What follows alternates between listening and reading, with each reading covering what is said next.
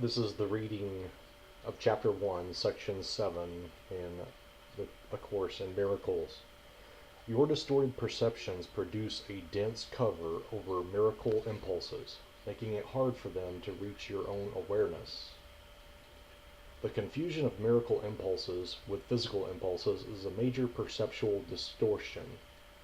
Physical impulses are misdirected miracle impulses.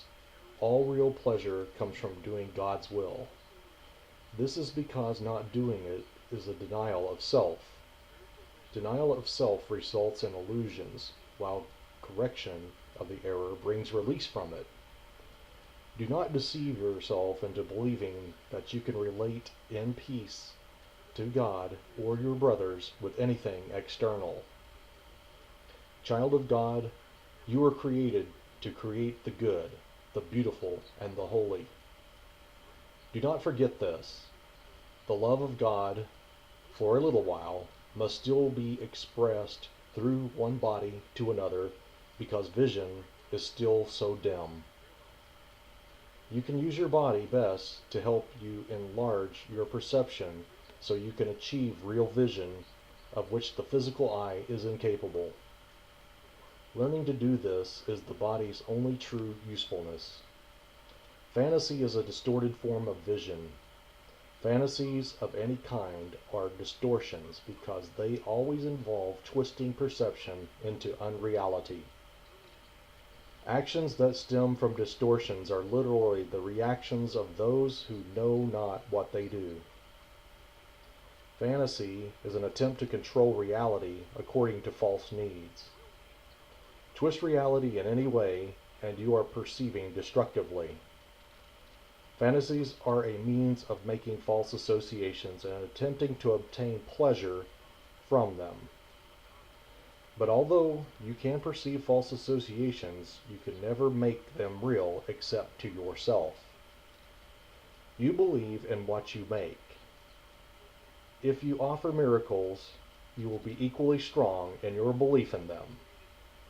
The strength of your conviction will then sustain the belief of the miracle receiver. Fantasies become totally unnecessary as the wholly satisfying nature of reality becomes apparent to both giver and receiver.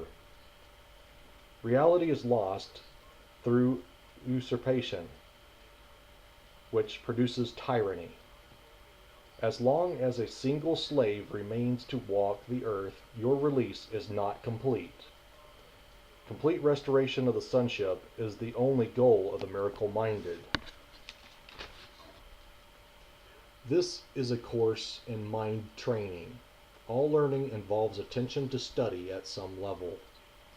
Some of the later parts of the course rest too heavily on these earlier sections not to require their careful study. You will also need them for preparation. Without this, you may become much fearful of what is to come to make constructive use of it.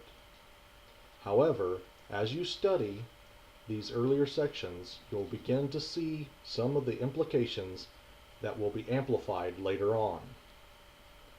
A solid foundation is necessary because the confusion between fear and awe, to which I have already referred, and which is often made, I have said that awe is inappropriate in connection with the sons of God, because you should not experience awe in the presence of your equals. However, it was also emphasized that awe is proper in the presence of your Creator. I have been careful to clarify my role in the atonement without either over or understating it. I am also trying to do the same with yours. I have stressed that awe is not an appropriate reaction to me because of our inherent equality. Some of the later steps in this course, however, involve a more direct approach to God Himself. It would be unwise to start on these steps without careful preparation, or awe will be confused with fear, and the experience will be more traumatic than beatific. Healing is of God in the end. The means are being carefully explained to you. Revelation, may occasionally reveal the end to you, but to reach it, the means are needed.